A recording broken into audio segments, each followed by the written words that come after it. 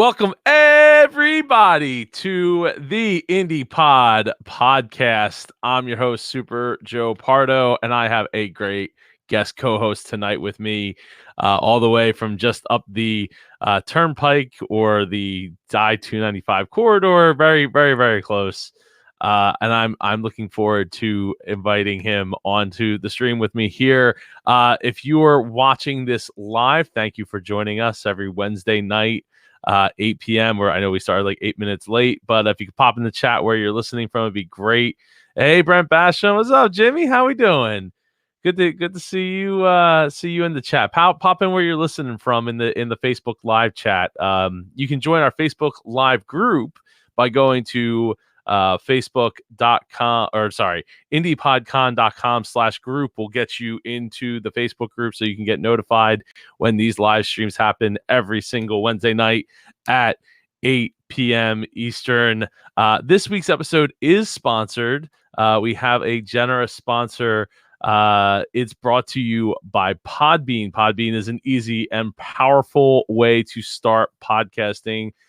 They give you all the tools you need for a successful podcast, such as unlimited podcast hosting, podcast distribution, monetization options for podcasts of any size, and live stream podcasting capabilities. Sign up today at podbean.com. That's podbean.com. My guest co-host this week, like I said, is just north of me. He's been to every single MapCon, now Indie PodCon event. And if you haven't heard yet, September 24th to the 26th, 2020 is the next event. We are back in the Philadelphia area. We were in Atlantic City last year, but we have brought it back to Philadelphia, South Swedesboro, right here in good old New Jersey. And if you want to save $10% off your ticket before the ticket prices go up, in the not too distant future, get your ticket at indiepodcon.com/register. Use promo code IPP, save 10%. You can also use that IPP code to get awesome merch, podcasting merch. Go to indiepodcon.com/shop and put in IPP for the promo code. Anyway, before that, any more talking and blah, blah, blahing, let's get Mathew Passy up in here. Woo! Welcome, Mathew. Welcome. Now prepare for 40 minutes of talking and blah, blah, blah, just with two of us. Yes. Well, at least I don't have to do all that. What's up, Trey? All the way down Albany, Georgia, listening from New Orleans. What's up, Jimmy? The Disney Nerds podcast is hosted on Podbean. That is awesome. I'm glad to hear that. I know they're glad to hear that. Mathew, how you doing tonight, man? I'm doing well. It's a good start to 2020 here. Podcasting is looking good. Some exciting news is coming down the pike, and still existent. It's still existing. It's growing. It's thriving, and happy to be doing this.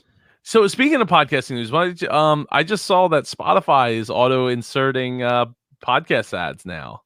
Yeah, it looks like that news broke earlier today that Spotify is going to have their own dynamic marketplace, although they called it something a little bit different than dynamic, but that's basically what it is. Folks are going to be able to go in there, create ads and have them inserted. It sounds like starting with just the exclusive content from Spotify to begin with, but eventually I'm sure we're going to see it, going across the spectrum of all podcasting. It was about, this was sort of inevitable. Most people, when they saw this broke, they're like, there it is, as in they were waiting for it to happen. But yeah, I mean, Spotify is making strides and growing, and I think the last time I saw on Pod News, they're the top podcast app in 60% of the countries around the world. And there was something this morning in either Pod News or Podcast Business Journal, a report from Goldman Sachs claimed that they're the number one podcast platform in the US. I don't quite buy that number yet, but they're certainly making strides, and more people are definitely listening to podcasts on there than they have before. Do you have to subscribe, have a paid account for Spotify to get podcasts in there? No. Oh, no. To listen to or to? Yes, to listen to. The answer is because I don't have I have a Spotify account. I don't actively use it, and I definitely don't pay for it. I don't pay for it. I'm able to go into Spotify, the web player, or have the app on my computer. I go in there, usually check my clients, make sure all their stuff is on there. It's no problem. There might be some features that I'm missing out on because I'm not paying for it, but Here's the thing about what makes Spotify such an interesting entrance into the market is that there are so many people that are just hooked to Spotify for their music consumption. And the fact that Spotify is making such a big play into podcasting and encouraging people to listen to podcasts while they're already in there with the, doing the music stuff is great. More people are discovering podcasts because they're doing it through a platform they're already really comfortable with. While, let's be honest, Apple, Google, some of that other stuff, it's not hard, but it's also not necessarily intuitive for first timers. Yeah, finding content, is abysmal if you're just have your iPhone or your iPad and you're like, I'm gonna find me a podcast. Like, yeah, you'll find like the top like 20 that they want to shove down your throat. Even if you type in a word like a search term, like you still might not find what you're actually looking for. Yeah, I mean, curation and discovery.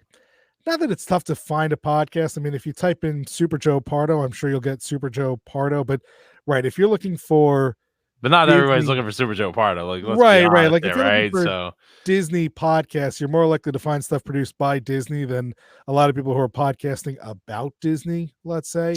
which is a So shame because Jimmy Horn's one of those Disney podcasters. Shout out to Jimmy, and it's one of those things where there's a huge community, like hundreds and thousands, maybe even thousands of Disney-based podcasts, Disney World-based podcasts, Disneyland-based podcasts, Disney movie-based podcasts. Like Disney Plus now based it's podcasts. yeah. Well, it's a thing, and thank you, Brent, for the shout out. I appreciate that. What's up, Scott? How Hey you doing Scott, tonight? miss you, brother. Yeah, it's been a while since I've gotten to chat Hi, with Brent. Scott. So yeah, I think if somebody can hit that home run with the discovery, the curation, when you type in a certain term, you're not just getting like 10 podcasts on that term. Like it actually goes deeper than that. I think so, somebody can have a real home run on their hands. I mean, if you think about the way most content discovery works, it's not that dissimilar to what we see anywhere else. If you go into Netflix, you get, their suggested top titles. Ideally, the stuff that they're pushing or the big movies and TV shows that are just being released on the platform. And then if you dig down at some of the categories, again, you're going to find the most popular stuff. If you're looking for smaller indie stuff, you've really got to hunt and you really got to look and you've really got to, know what you're trying to find. I think what we need to see more of in podcasting is sort of like a more concentrated, critically reviewed, critically acclaimed list of new podcasts. Like an Entertainment Weekly talking more about podcasts, or TV guide. TV guide. I mean, it's so fractured that I can't imagine there's like a one source for everything. But yeah, there isn't like a podcast weekly.com or something like. There's a couple of different, discovery and suggestion websites and email lists that are popping up here and there, but none of them have that sort of, Entertainment Weekly cachet, or, Good Morning America isn't always featuring like the latest podcaster every week, like they do the TV shows and whatnot. So we're going to get there, but even when that happens, it's still going to be dominated by top pop culture names and, the people who probably dominate the charts as it is right now. Every time a new season of Serial comes out, that's going to be, on the front of every cover of every podcast magazine anyway. So you just have to have good content. Yeah, but that's people who are going to advocate for you. Yeah. I mean, having the good content, great content is definitely king. Like Dave Jackson says, how do you get good, right? That's the number one thing you should be focused on, and people will find you. Let's see. Oh, what's up, Neil? Good to see you, Neil. Podchaser. You're right, Brent. Podchaser is doing a little bit of that with their MySpace / IMDb / a few other things of podcasting. It's a great platform. Their social media is just killer. I mean, they are fantastic on Twitter. But it's still going to take a lot of time because it's such a fractured market. It's not like movies and television where you've got a handful of production studios that control the distribution, right? Anybody can throw up an RSS feed from either a number of different hosts or just from their own site. So it's going to take some time until we really see some real collective dissemination of smaller indie amateur podcasters making noise. But all that being said, like, keep pushing. You don't need to be on the top of the iTunes charts to have a very successful podcast. I would agree. Hey, There's a lot of people that would agree. And Scott said, I'm finding the sweet spot to be the 300-word description you get. Writing a compelling description and ensuring that it has great SEO is a really good way to boost the discoverability, but word of mouth is still the best way for whatever reason. And I would not argue with that, Scott. For a long time there, I was just like, hey, at the end of my show, it was like, here's a call to action. If you enjoyed this episode, if you got something out of it, tell somebody. Go and physically go and tell somebody about it, to go listen, and it has helped. And I think the reason is because you're telling somebody to just analogically, go tell somebody, or pick up your phone and boop, boop, boop, boop, boop, and go tell somebody. You could hit the share button on Facebook, cool, but that's like nothing. Like that's not good. It's not really going to go anywhere.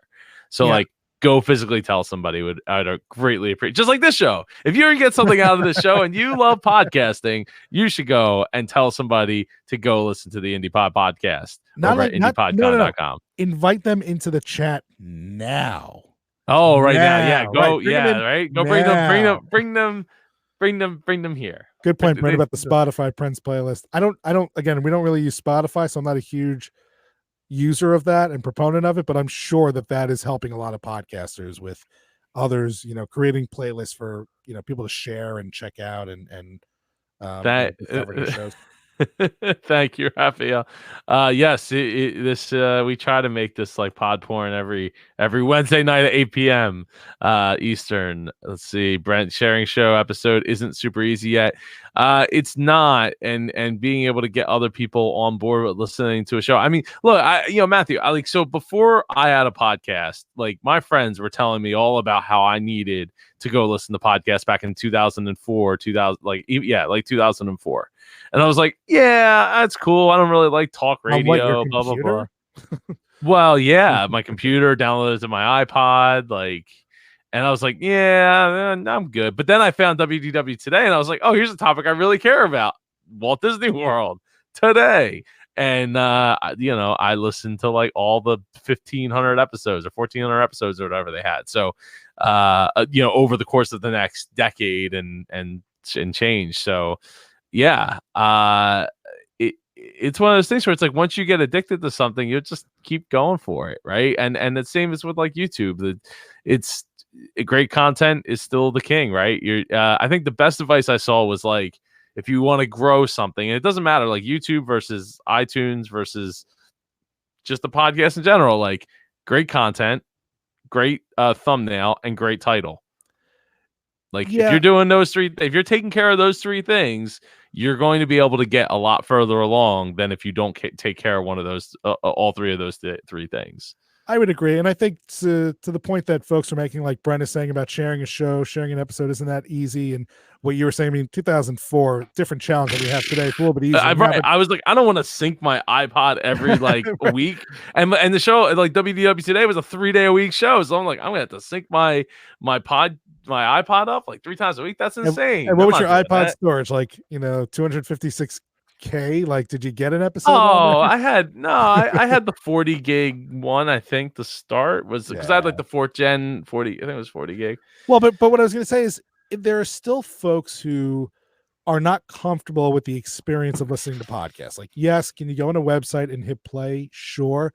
But the idea are you going to do that constantly? Are you going to go back to that website all the time and hit the play button? No. Right. The idea of incorporating it into your audio consumption, whether that's in your car, on your jog, like all the different places where you're going to listen to audio, your smart speakers, it's still not seamless. It's still not totally fluid. So what it takes is for someone to be brought into the podcast ecosphere, like you said, the Disney one that really hooked you. You're like, I don't care about podcasts. Disney, I care about that. Like once you get hooked in by a topic that just, hits you in your soul, then you're willing to figure out a way to listen to those more conveniently. Even like I created podcasts, I worked in podcasts, I worked in radio. I wasn't even listening to them because it was annoying to try and listen to them in my car for the longest time. And finally, when it became as easy as just hitting one button, my Bluetooth would connect and they would pop on. That's when it became, my go-to everything, listening to podcasts.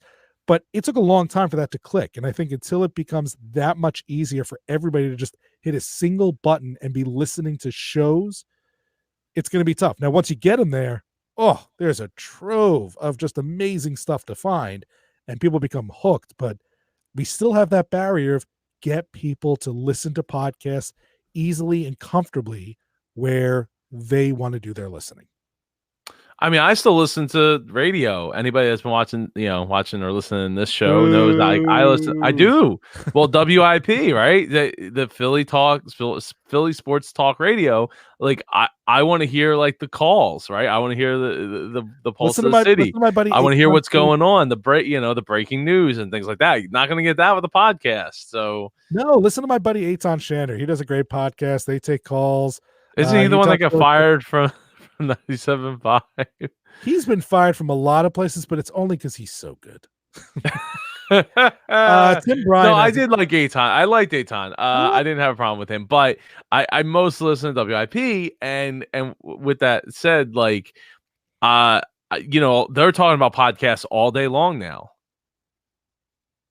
Like all day, like multiple times an hour. They're like, "Hey, well, you should go listen to our podcast." Or this guest, the first thing they like, "Oh, we're having this guy on, and we're talking about we mentioned their podcast, so you can go and listen to them." And but I don't know. It's weird. It's weird for me. It's because of habit. You're used to it's live and it's easy. Like it's already on in my car. Like bam. And as long as there isn't a commercial on, but if it's commercial on, I just flip over to my iPhone and I start listening to music until it's like 2-3 minutes later. I was at a conference for broadcasters, gotta be 6 years ago.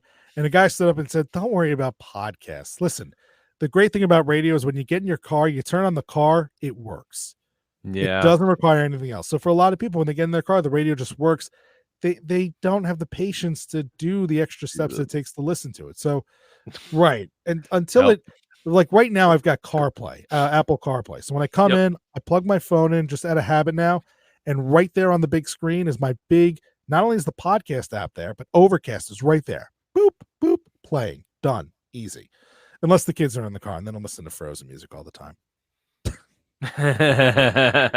They're two. What are you going to do? Yeah, exactly. I would sing for you guys right now, but no. I would appreciate it if you did, but you don't have to. It's okay. No pressure. Tim S., is there anything out there for government podcasts to make them engaging? Community. I've been tasked to make one for my work group because I'm the podcast guy at my job.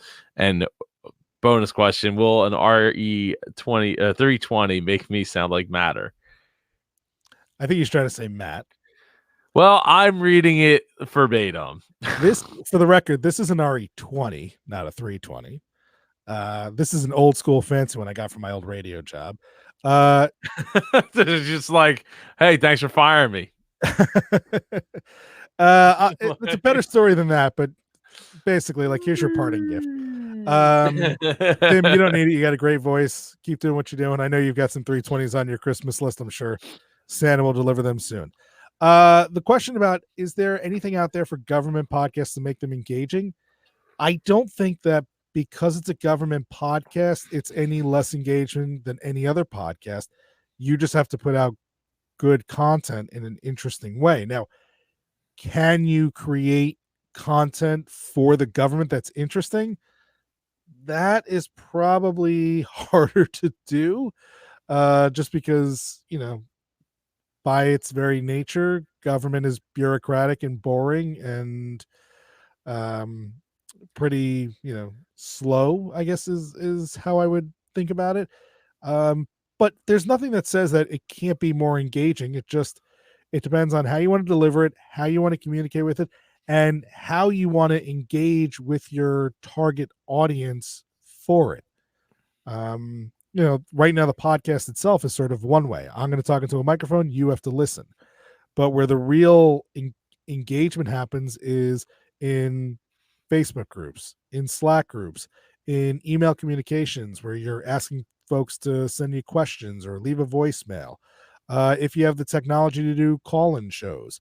I mean, I imagine again with the government stuff that folks want to kind of keep their anonymity and don't want to call into a government podcast and complain about their job because I guess somebody could be listening. The government knows who you are, Yeah, like more so than other people. I mean, I don't think you have to put the word government in that question to change the answer. Can your podcast be engaging? Absolutely. Same steps apply whether it's for government, business, personal, family, relationships. Um, you've got to care about the content. You've got to value the time of the people listening. You've got to be naturally curious or wildly passionate about it, and you've got to find out what your target audience wants or needs and fill those gaps for them. So I'm going to come at it from a little bit different perspective. I think you got to find a way to inject your personality into it, because it will make people want to continue to listen to you. I think I'm a big proponent of voices. If I don't like your voice, I'm not going to listen to your podcast. I'm not going to listen to your radio show. I'm not going to listen to you as a rapper or a singer. Voice plays a huge part in that, and what sounds good to me doesn't sound good to somebody else. Blah blah blah. But do you mean voices in like the sound of my voice, or voices in like the warmth of my voice? No, the sound of your voice. Okay. Yeah, just strongly disagree there, but I just want to be clear. Well, so I would say so.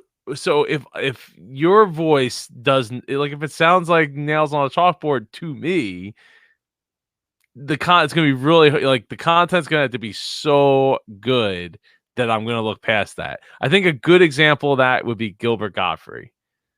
Content way outperforms and plays in his voice plays into said whether or not somebody's willing to listen to him. Well, and in fact, his voice is now his best asset because it made him a unique voice, irreplaceable. Irreplaceable, and they wanted him to do a million things with it other than just be an offensive comedian. Right. So yeah. So again, voice plays a huge, aspect of that. But I would say, I think you have a lot of great points. Like being curious about the content, being, wanting to bring more into it, wanting to bring your people into that world, that world of government, or whatever part of government it is. There's just so many aspects of trying to get people to engage. I mean, if you're like literally like, let's start a podcast where like all of our TPS reports will be just read off. Like, oh yeah. Like, yeah, well, why are you even wasting your time in that? Like, nobody wants to hear that. And the person that does, well, then let them go do the darn thing, right? You have to be able to inject to a certain level your own personality, your own sense of humor into it, and the people that are going to connect with it are going to connect with it. But again, if it comes down to like you need to read the TPS report the way it's written, don't even waste your time.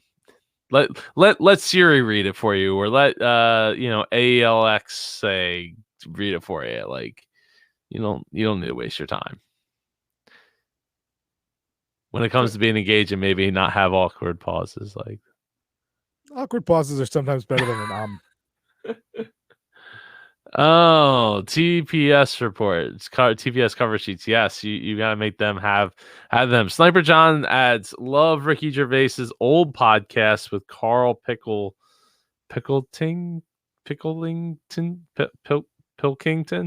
Pilkington.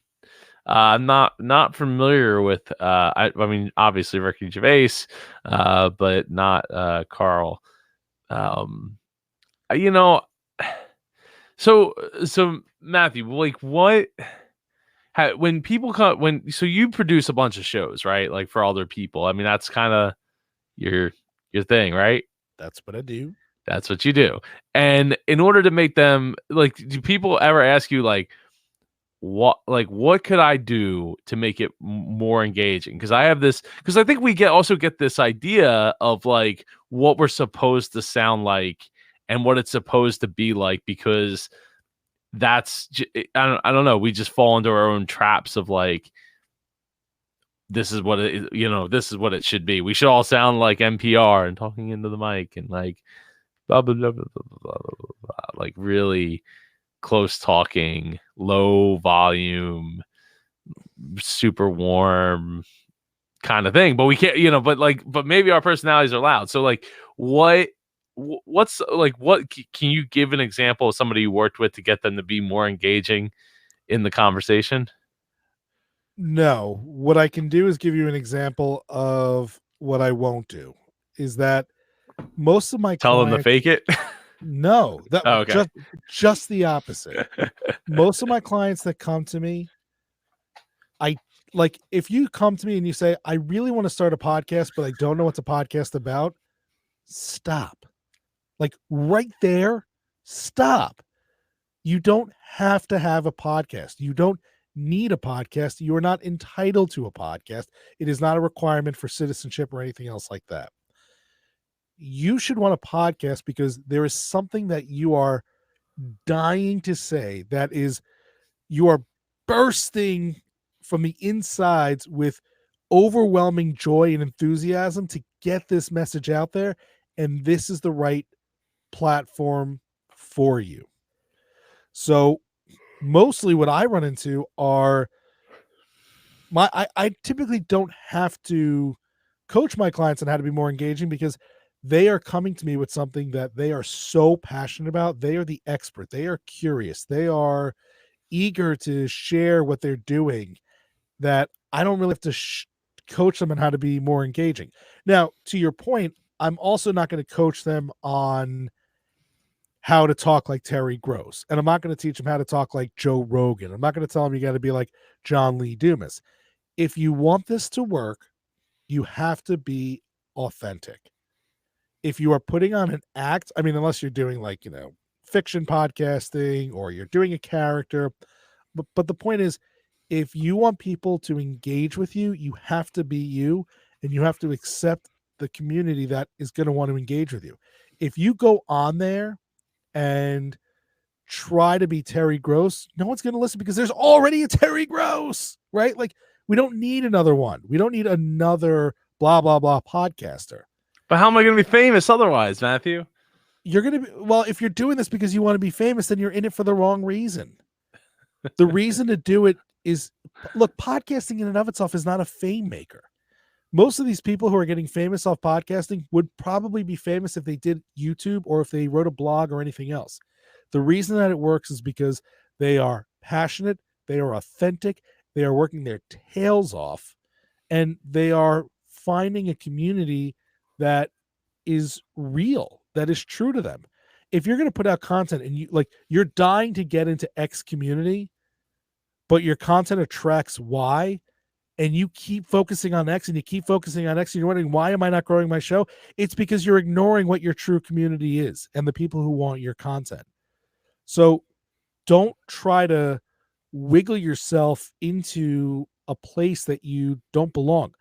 Be you, be real, be authentic, be curious, and then find out who wants to come along for the ride with you. And if you're doing it for those reasons, most of those folks would podcast if they only had one listener.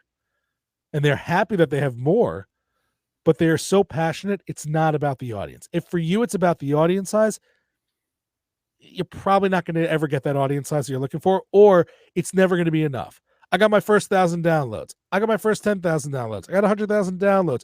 And yet you're always chasing the next number and there's no satisfaction in it.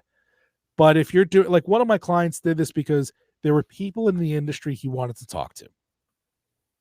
He told me, I don't care about how many people are going to download this thing. I don't care, if we have to do 400 of these. Like, we'll start off with a few, But right now, there are people I want to talk to. If I email them right now and say, hey, you have an hour to chat, they're going to go, who? But if I email them and say I have a podcast, they'll give me their time. And he got those people's time. He took advantage of that hour by being genuinely curious in them, asking them questions that nobody else was asking, because if people were asking the questions already, he wouldn't have to do it. So he was trying to fill voids in his information base, in his network, in his, mind that nobody else was doing. And as a result, without caring about how many people listen, thousands and thousands of people wanted to listen. So that's the point. Like, don't come to me in podcasting and say, I really want to start a podcast, but I don't know what I should do it about. Come to me and say, this is what I'm really passionate about. Is a podcast the right way to deliver? Then we'll have a conversation. Yeah, no, I couldn't agree more. And Tim adds, my audience will be agents in the field. It will be internal and new to the agency. So being inquisitive sounds like with my approach, the thrust of the podcast will be relaying info on programs we offer employees. For that, I mean, there are plenty of folks who are using podcasting as an internal newsletter, right? Because nobody's reading the emails anymore. People aren't reading blog posts. But if you have agents in the field, yeah, they're probably driving a lot. So throwing information up there as a podcast is useful to them. If you want to get them to start listening, put something in the podcast that they're not going to get anywhere else, right? Like you're I don't know, because I don't know exactly what you're referring to, but take a piece of information that would be useful to them and tell them the only way you're going to get these updates is by accessing the podcast. Or if you access the podcast first, you get it 2 weeks before it goes in the newsletter. That'll force them to find it. That'll force them to listen. And then if it's good, if what you're delivering is good and engaging and everything else is useful, then they'll stick around.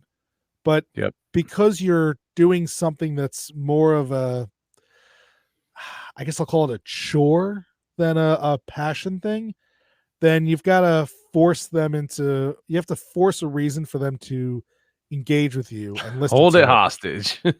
I mean, essentially, a lot of the problems with the internal podcasts are that it's not available on the platforms that we want to listen to.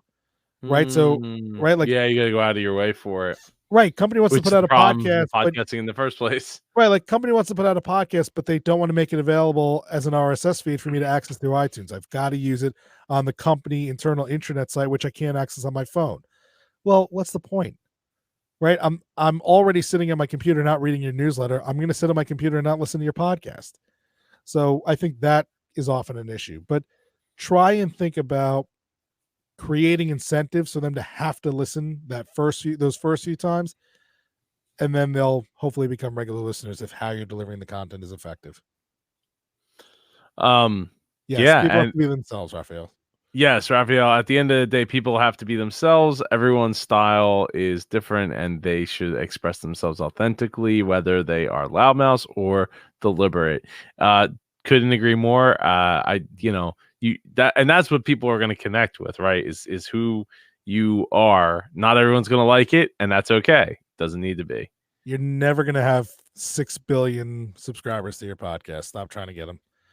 Nick G is a great example of that. Here's a guy, he does what works for him. Yep. And people love it, and he enjoys doing it. And the fact that he enjoys doing it makes it enjoyable for people to listen to. And you will never please everybody. Like, Joe said earlier, if someone's voice is annoying to me, I don't want to listen. That voice might be really sexy to somebody else. You can't change that. Don't worry about the people who are not listening. Focus on each individual who is listening and covet that listener like they're your best friend. Thank them, share with them, respect their time. If you tell them you're doing episodes every week, be there every week. If you tell them you're going to be there at 9, be there at 9. If you tell them, whatever, respect that person has chosen to listen to you. Don't take anybody for granted. Yep, absolutely. Tim says, thanks for the actionable info. This is a Dave Jackson because of my podcast story. It is in the making. Shout out to Dave Jackson. Shout out to Glenn, the geek, Herbert, who is said, I have seen so many posts of people just starting shows talking to their friends, and that's okay, but don't complain when no one listens. Hey, I'm that Amen, brother. guy. I started my show and I was interviewing every person I could possibly get my hands on and trying to spin every aspect of what they were trying to do into a story that fit the Dreamers podcast narrative. And a lot of it worked, but again, you don't expect craziness to come out of it, but you never know, right? And you got to grow as well too. If you're just getting started, like, you got to stop sucking. So how is the best way to stop sucking? Get them reps in. And how are you gonna get those reps? Talk to your friends. Yeah, I mean, I think to Glenn's point, right? Like, you and your 3 knucklehead friends in your basement who, you enjoy playing video games, you guys think you're hilarious, you want to start a podcast, fine. But don't be shocked that when you go into the comedy category of podcasting and you're competing with professional comedians who write content all day, like, this is what they do for a living, is be funny and be observational and read and make jokes. Like, don't be surprised when you can't compete with them. You have a 9 to 5, you're just having fun with your friends, fine. If you do it thinking you're going to become uber famous, it's not going to happen. If you do it because you really just want to, like, the podcast is just a great excuse to talk to your friends, then talk to your friends. If you're funny, you'll rise to the top. If not, you won't. End of story. But No just one's have a good entitled time to a number doing one. it, right? Yeah. And that should be all that really, really at the end of the day matters. Yeah, don't make a big investment in it and then complain that you're not growing. Just do it for you. So you're saying I shouldn't write that $20,000 check for a full-on podcasting studio for me and my 3 friends in the basement to sit down and talk? Not unless you're going to monetize that studio by bringing other people in. No. No, that doesn't make any sense. If it's just you and your friends and your moms are listening, honestly, they probably don't want their moms listening. Honestly, they're trying to be funny. True. And your girlfriend or yeah. Yeah, I mean, you've got your 3 other idiot friends who are listening, who are jealous that they're not on there. Like, yeah, pretty much. Don't spend all the money. It's just not worth it. People who are investing in the money, it's because their podcast is a reflection of their brand, right? Like, my clients, I tell them they have to invest a little bit of money to get a microphone and not a Yeti. Sorry, there was an unnecessary shot at the Yeti. And it's not because they have to sound good. It's because if they are putting out content and they are potentially reaching new clients, new, customers, the customer is going to hear this and that's going to reflect on their brand. If somebody hears a cheap podcast, they're going to assume you do a cheap job in everything. So that's why professionals that are doing podcasts have to spend the money. You and your friends in the basement do not. Go the cheap route. Go the fun. Like, just go and have fun. If it works, great. Invest the money. Yeah. Put your phone on record and put it in the middle of a table and see what happens. See if the funny happens. If the funny don't come out, then you didn't lose any money in the process. Yeah, you're not entitled. You didn't waste time too editing a podcast that, like, no one potentially is going to listen to. And 100 episodes later, maybe it's worth spending the $100 on some microphones. Yeah, I mean, once it works, invest, right? Once you've proven it out, then, start to make real investments. But in the beginning, if you want to do this for fun, do it for fun. Who cares? Yeah, the equipment doesn't make the haha. You got to make the haha. And here's the other thing. There are people who, all right, let's get off the idiots in the basement example. Oh, okay. There are people who are genuinely passionate about something. One of my clients is a chess teacher. And a few years ago, he wanted to start a podcast because he was listening to a bunch of podcasts about chess and nobody was doing one particular thing. And he decided, I can't find the podcast that I want to listen to, so I'm going to start it. We started out as cheaply as possible, right? Cheap, really, like, simple, cheap, not very, like, quality wise great, but he just wanted to do it because this was what was interesting to him. And you know what happened? Other people thought it was good too. Other people felt that there was a void in the market for that type of content. And then what happened? As his show improved, the audience that had been with him from day one were only that much happier to be a part of that experience, right? The people who start off with you when you're terrible are so happy when you get better. They're so happy when you get a better microphone, you change the music up a little bit, you're able to attract the bigger guests, you go from every other week to every week, you get a new, like whatever that is. It's great. It's great for people to come along the evolution of your show and watch it get better. It sucks when you go the other way and you spend $20,000 on a studio and you realize after 3 episodes, oh, we've gone out of money, start selling off microphones. And now your show is getting worse. And now you're doing your show less often. What you're doing is you're creating disappointment, and then people are going to start bouncing. So it's okay to suck in the beginning and get better, especially if you are filling a void that nobody else is filling out there. That's a great experience for people to be a part of. Yeah. Yeah, no, absolutely. It is a journey. 5 years, 5.5 years into this, it is absolutely a journey that you have to be willing to go in and suck at for a while and have crap equipment and go through the editing process and learn what works for you and what works for your audience. Great example. You watch Simpsons today, right? Simpsons has been on television for 30 years now. Yeah. Go back and watch the first episode. Oh yeah, it's garbage. Yeah, it is. It's really bad. It's hard to watch. Yeah, now those first few seasons, like the writing is really good. Oh yeah, it was epic. But the animation is trash compared to what it looks like today. Yeah. The same thing. Watch the first couple episodes of Seinfeld. Hell, you've got the big Tournament of Champions going on. Watch the original Jeopardy. Look at how cheap and stupid that looked when it first came on the air. But it was a great concept. It was a great idea, and people fell in love with it. And as people fell in love with it, they were able to grow and evolve and improve and dress up the set and all these different things. So if you have a great concept, if you work hard at it, and if there's an audience for it, it will get to where it needs to be. Don't worry about it being where it needs to be on day one. Absolutely. And speaking of that, to transition into something while we have some people actually watching, you should be considering, maybe you, Matthew, I don't know, but you should be considering joining me and some of the other podcasters in the IndiePod podcast community in the weight loss game. We're using dietbet.com. It's 4 weeks. Fat? I'm just saying, if you want to do it, it's up to you, man. Anybody can do it. It's 4 weeks.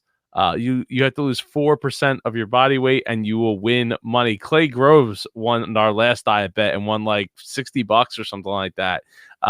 It's $15 to join. I think the time is rapidly closing. If you want to join us, you just got to do like a weigh-in. Your weight can stay private. We don't all have to know your weight. You can see my weight on there. It's not a secret. It's not a big deal. Go to indiepodcon.com/loser. Come join us. We started up a Facebook messaging chat group so that we can encourage each other throughout the process. It's only $15. It's a great excuse to like go lose some weight that especially if you put on a few pounds after the holidays. I know I did. So I'm looking forward to getting this underway here.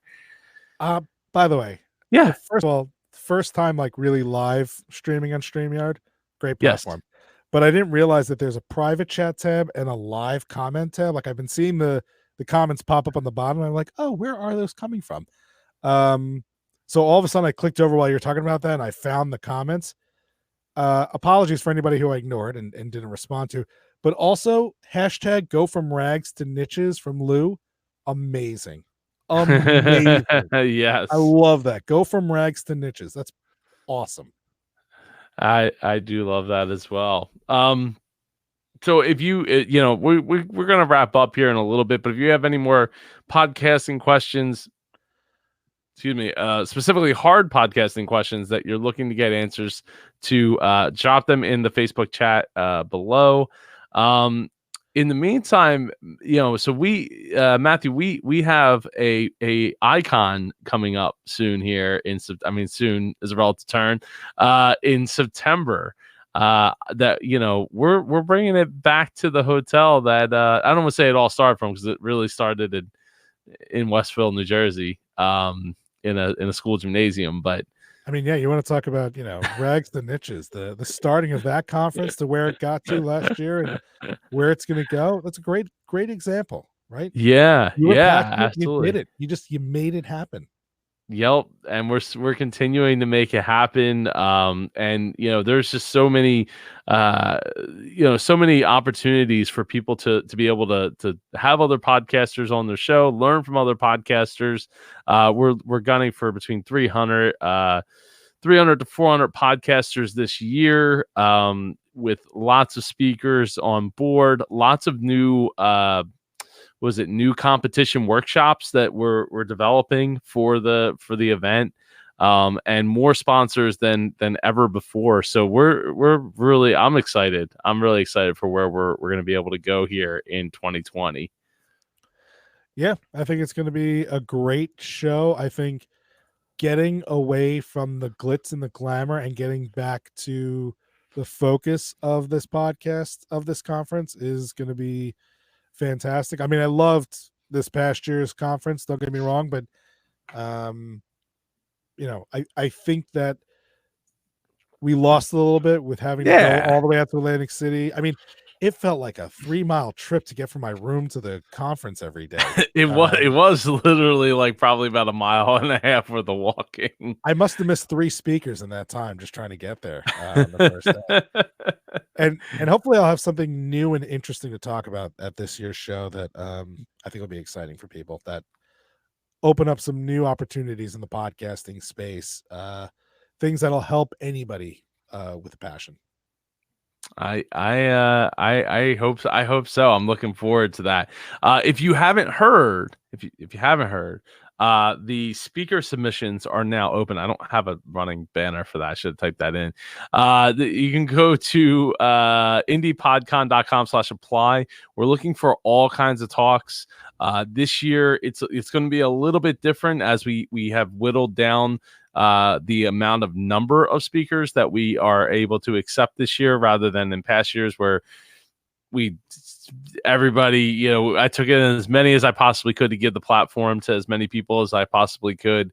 So this year it's a little more focused. There's only certain amounts of speakers per topic, per category. So you got to make sure that your talk is going to be like hyper focused to get it in there and be able to give it that talk. Tim says 14,000 steps every day. That's probably why my kneecap was coming off of my knee at the end by like day 2 of being in the hotel, because it was messed up, and it's only just now getting better, like 100% better. Lou says, I have one. So I have a new blog since the first of the year that will evolve into a podcast. It is all about my music playlist. Can I play videos in my podcast like a reacts video? So in the podcast feed, I mean, you can put videos in the podcast feed. Night, Tim. Thanks for joining us. And Tim.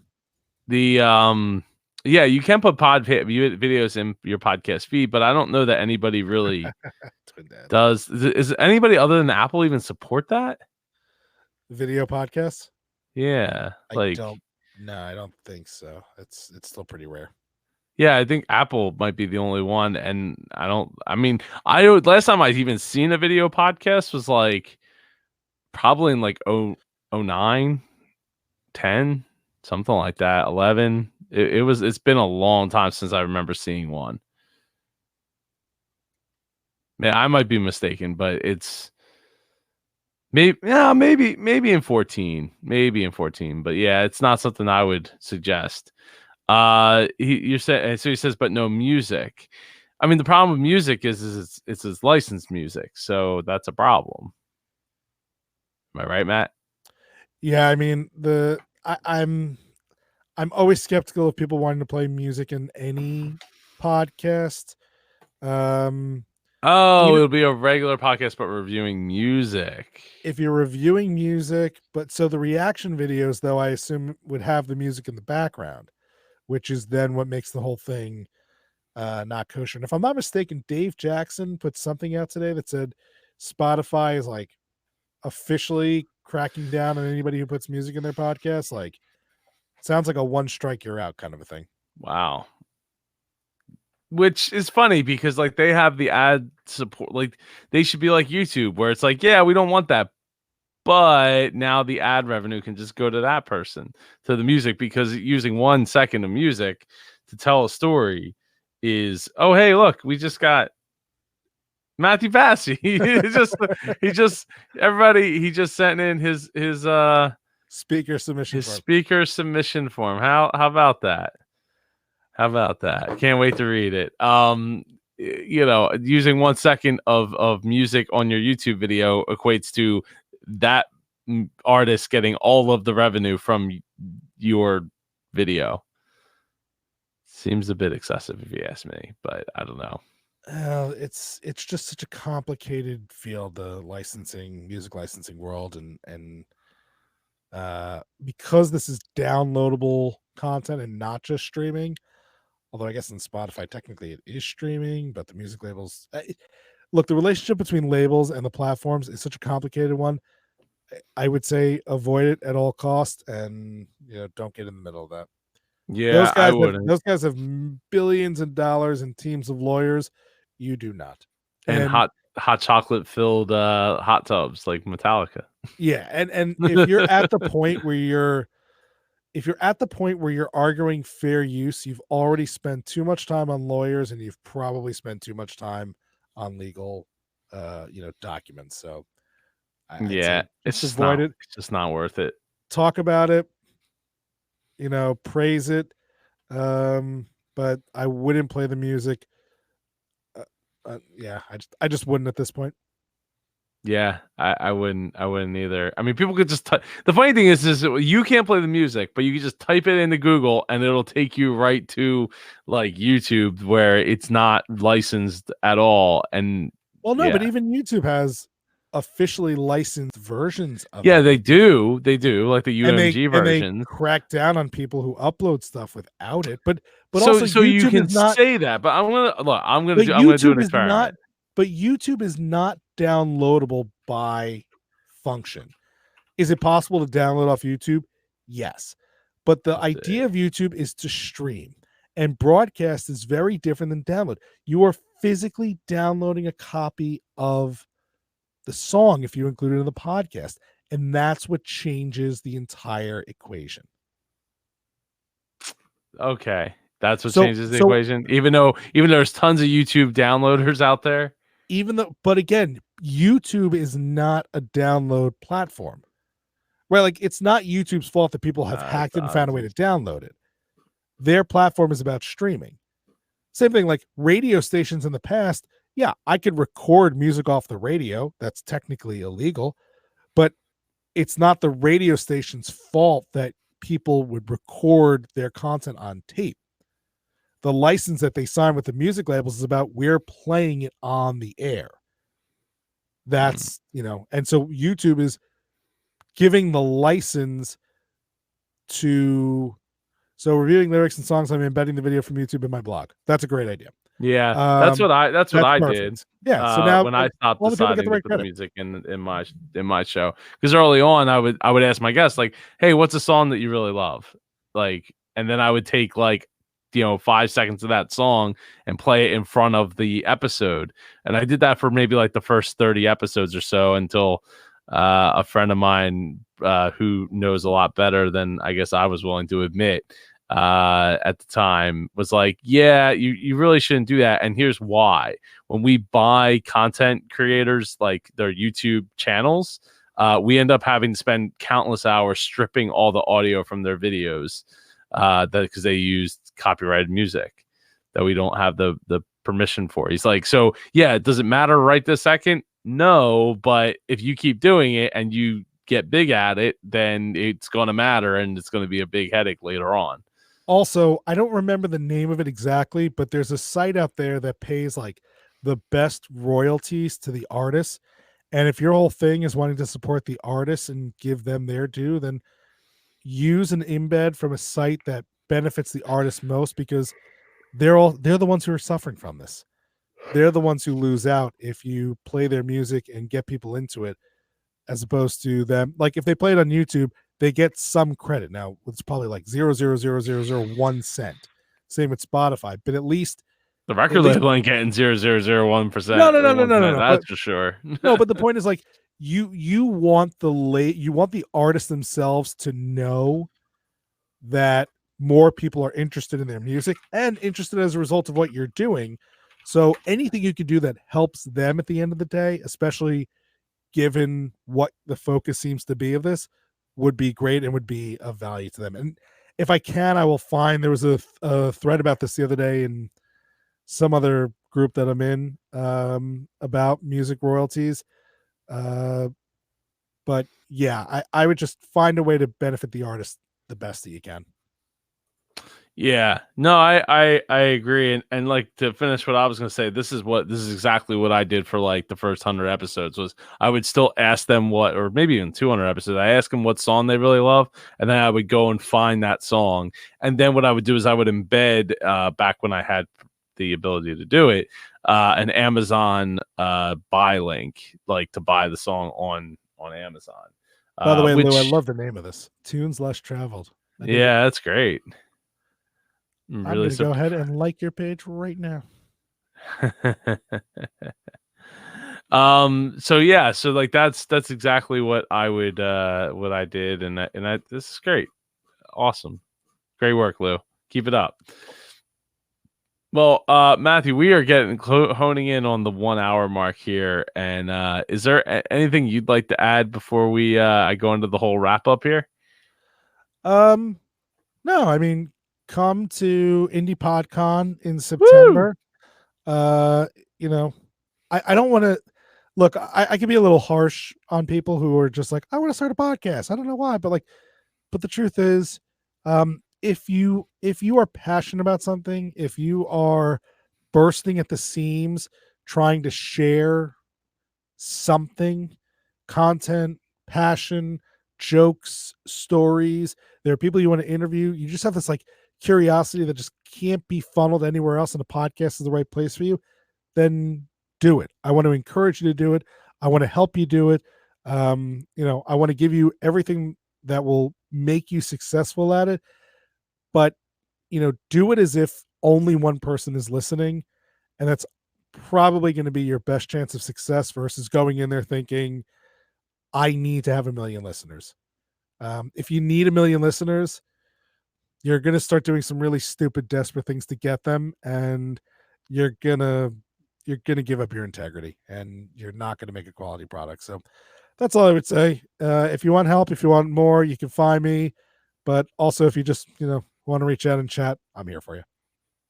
Well, thank you, Matthew, and you're welcome, Lou, and Raphael. I agree. Ooh, he should, and apparently, Tim went penthouse for I'm crushing Indie PodCon. I gotta find out, how do I get a penthouse? I don't want to. I want a nice big room for myself this year, instead of sharing my room again, as Matthew and I have talked about in the past. Not Don't you usually great. have people at your house? We did. Well, the first year we had like, I think it was like 8 or 9 people stay at the house. The second year, I think it was like 4 or 5 people stayed at the house. And then now, well, this year, I mean, I shared a room the last 2 years with Jeanette, and this and one of the nights was with Maxwell Ivy, for one of those nights. So next year I need my own room. I really need my own room to be able to just you relax. are a mensch, Joe Pardo. Don't get me wrong. You are an incredibly kind, giving, charitable person. But like me, you have kids. You need your own room. Get I get I do. get yourself some good sleep while you're there. Well, that's hard enough to go to sleep on my own at all, let alone waking up to other people snoring. I got enough snoring going on myself. I don't need other people snoring to wake me up. Anyway, I'm looking forward to seeing there Tim, and seeing you there, Matthew, and I appreciate all the support. I appreciate you taking the time tonight to come hang out, talk podcasting, and impart all the great knowledge that you bring to the table. I'm very thankful for you. It is my absolute pleasure. Love doing it. Would give you, my time whenever I can, Joe. Oh, thank you. Actually, speaking of giving you giving time, what I just let myself into. we need to talk about doing the top. Getting that back on our schedule before it gets the spring and summer. The top. The show, the top. Oh, okay. Yeah, we got to talk about getting that back on the deck. So I want to record at least one episode this year. That's my goal. Record one episode of the show at the minimum, because it's just such a time suck. Anyway, I'm sorry. Go ahead. Count me in. Awesome. We'll talk over the next couple days / weeks and get a date picked, and we'll make it happen. Anyway, this episode is brought to you and to me, and I'm so thankful for their gracious sponsorship.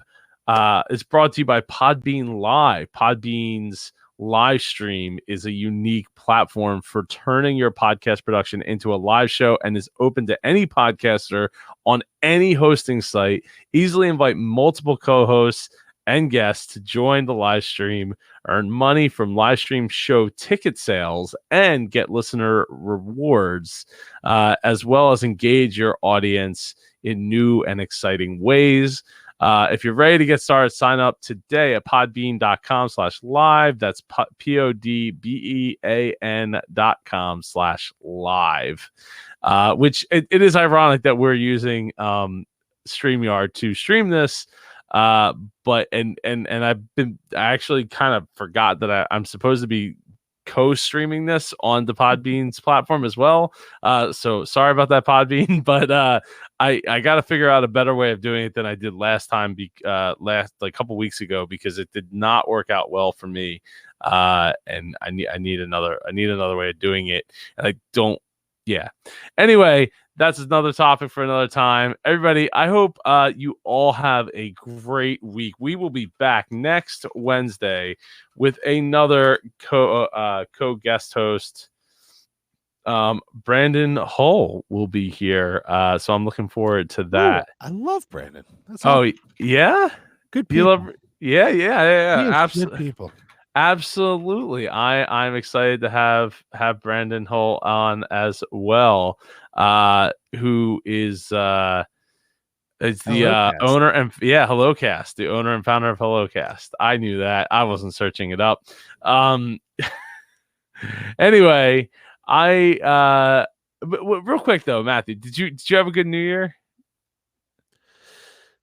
I was actually sick on New Year's Eve. We went to a friend's house with the kids early, got there at like 4, had dinner.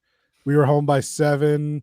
The wife was asleep at like 9. I did a little bit of work, but yeah, I was sick as a dog on New Year's Eve. So the actual New Year's Eve part, not so much, but I'm ready for a great, successful, thriving 2020. Although, as we said before the show, so far it leaves a little bit to be desired. I hear you. It'll get better, man. Agreed. It'll definitely get better. I'm pumped for the things that are coming down the pike here, and I'm looking forward to making some more announcements as we go forward. So, all right, everybody, I hope you all have a great week, and I'll see you and Brandon Hull next week here Wednesday, 8 p.m. Eastern. Take care.